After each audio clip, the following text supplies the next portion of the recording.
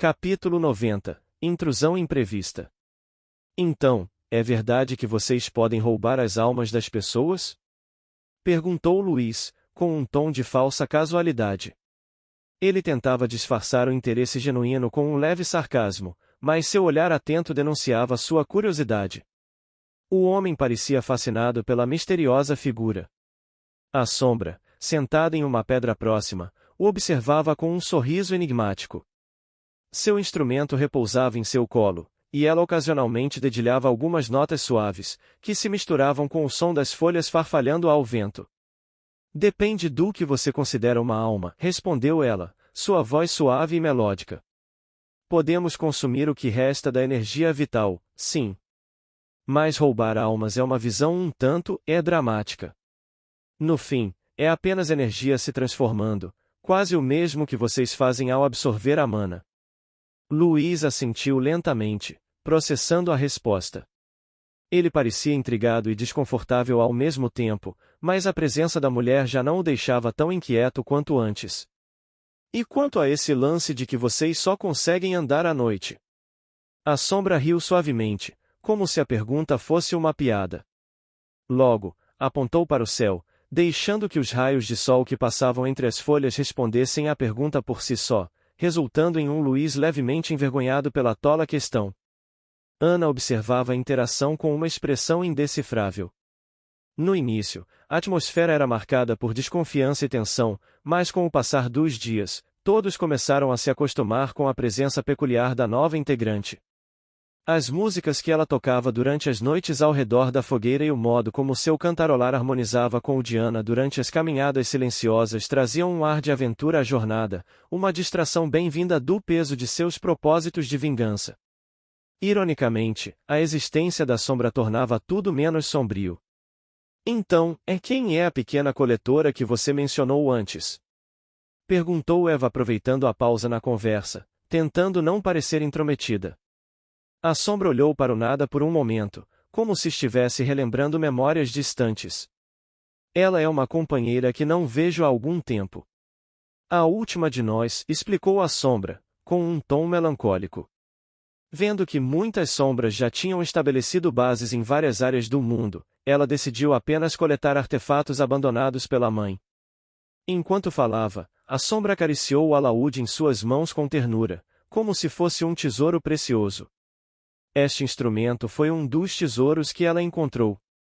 Uma das relíquias que restaram, ela então lançou um olhar para a espada de Ana.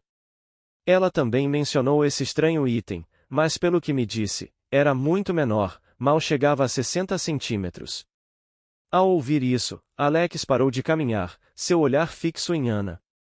Lembrou-se da época em que a espada era apenas uma faca, antes de se transformar na arma que é hoje. Sua mente se iluminou com a realização. Estão falando da sombra que enfrentamos no passado, não é? Perguntou ele, sua voz carregada de uma mistura de surpresa e compreensão. Sim, foi um conflito de interesses. Porém também lutei lado a lado com ela antes dela partir. Não há razão para guardar ressentimento, respondeu Ana de forma casual. Alex cerrou os dentes, claramente lutando com seus próprios sentimentos sobre o assunto. Após um momento de silêncio, ele respirou fundo e assentiu. Na verdade, não seria justo guardar ressentimento, comentou a sombra ao ver a hesitação do homem, interrompendo o silêncio com uma risada suave. Afinal, Ana parece ter devorado minha irmã, não é mesmo? Os olhos de todos se arregalaram, olhando em direção à mercenária. Ana abriu a boca para explicar, mas antes que pudesse dizer qualquer coisa, levantou a mão, indicando para que todos ficassem quietos. O grupo parou instantaneamente, o silêncio se instalando. Ela estreitou os olhos e se concentrou, tentando captar o que havia escutado. Logo, os outros também ouviram os gritos e o som característico de armas se chocando. Em alerta máximo, se moveram de forma furtiva, se aproximando da borda de uma colina. Ao olharem para baixo, viram uma cena de caos. Uma batalha em pequena escala estava ocorrendo, a luta parecia intensa, com silhuetas que se moviam freneticamente no pequeno vale. De um lado, estava uma aparente guilda de humanos não corrompidos, cerca de 50 membros se encontravam em formação, como um exército medieval, mas com um toque moderno. Suas armaduras variavam de placas metálicas a coletes táticos, e suas armas iam de espadas e lanças a rifles de alta tecnologia. A combinação criava uma mistura estranha de tradição e modernidade, enquanto eles tentavam resistir à onda de criaturas que os atacavam. Do outro lado, uma horda de seres bestiais atacava com ferocidade animalesca, causando uma visão aterrorizante. Apesar de serem claramente humanos em sua essência, suas aparências distorcidas os tornavam grotescos. Seus corpos estavam cobertos de trapos sujos e seus membros eram alongados e curvados de maneira antinatural, lembrando mais a estrutura de símios do que de humanos. Eles se moviam com uma velocidade surpreendente sobre 4 patas, utilizando as mãos como apoio, e atacavam com agilidade incontrolável. De tempos em tempos, trocavam grunhidos e ordens simples entre si, demonstrando inteligência suficiente para uma organização rudimentar, mas eficaz. Tais humanos disformes, embora caíssem sob as lâminas e balas, estavam em grande número, fazendo com que a guilda lutasse de forma desesperada. Alguns dos bestiais paravam de lutar para devorar os corpos caídos, rasgando a carne com unhas e dentes afiados. O som de ossos quebrando e carne sendo dilacerada ecoava, criando uma sinfonia macabra que fez o estômago de Eva revirar. Outros, com olhares vazios e selvagens, continuavam a avançar, rugindo alto como se tentassem intimidar os soldados. Aos poucos o campo de batalha se transformava em um mar de sangue e membros dilacerados. Alguém sabe o que são essas coisas? Perguntou Ana, intrigada. É como eu disse antes, muitos humanos sobreviveram da forma que conseguiram após a fusão dos mundos, respondeu Eva, explicando a situação.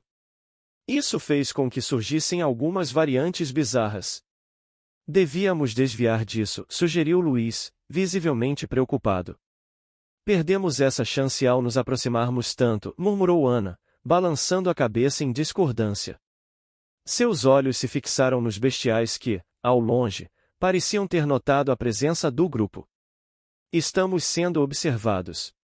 De fato, alguns dos bestiais começaram a farejar o ar, virando suas cabeças distorcidas em direção a eles. Os integrantes sentiram um calafrio percorrer suas espinhas ao perceber que a situação da guilda era crítica, restando menos de 15 pessoas, então logo seriam os próximos. E agora, o que fazemos? Perguntou Eva, seu tom carregado de urgência ao ver que alguns deles já começavam a escalar as encostas da colina com uma velocidade assustadora. No entanto, a garota ruiva franziu a testa ao ver que a mercenária que estava ao seu lado já não era visível. De repente, um grito longínquo chegou aos seus ouvidos, respondendo sua pergunta. Correr! O grupo, em pânico controlado e com uma pitada de raiva no coração, virou-se para fugir ao notar que Ana fazia um sinal de retirada enquanto disparava a toda velocidade, já longe de onde estavam. A adrenalina corria em suas veias, e a luta pela sobrevivência começava de novo, desta vez contra um inimigo que não mostrava sinais de cansaço ou misericórdia.